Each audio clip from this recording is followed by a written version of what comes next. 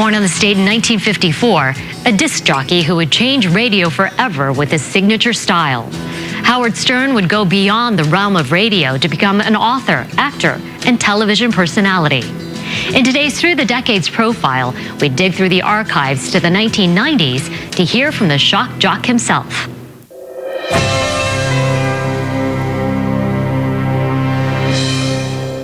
It's okay to make fun of a tragedy if you wait a year or two, supposedly in our society, but if you make fun of something that happened or make jokes about something that happened immediately, then you're a bad person. But what happens? You have 3 kids. Yes. What happens if one of your kids gets hit by a truck? That's not funny to me. Somebody across the way is singing a song about I'll have to deal with it, won't I? I'll have to deal with it. There is nothing that you could say or any radio show could say that would offend me. I don't find anything offensive.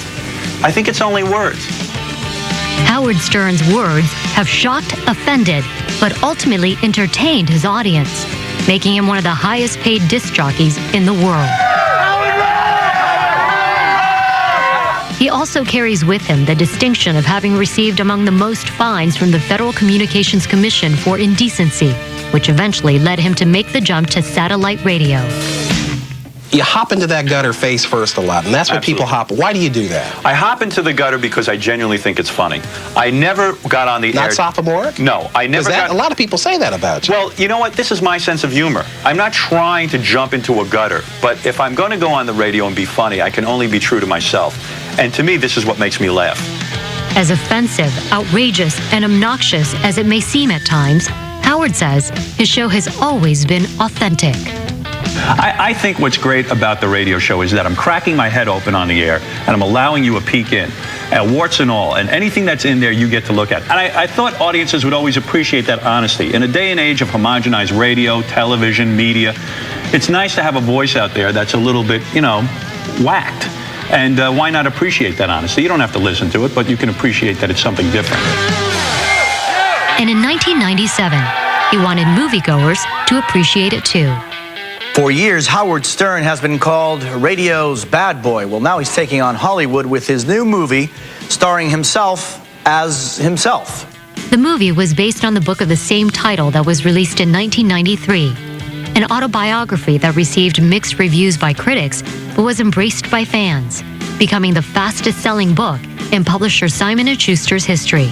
It's sort of a wonderful radio story, and I do say it's a Rocky story because it's the story of a guy who was such a geek, who was a horrible performer, and somehow succeeded against all odds.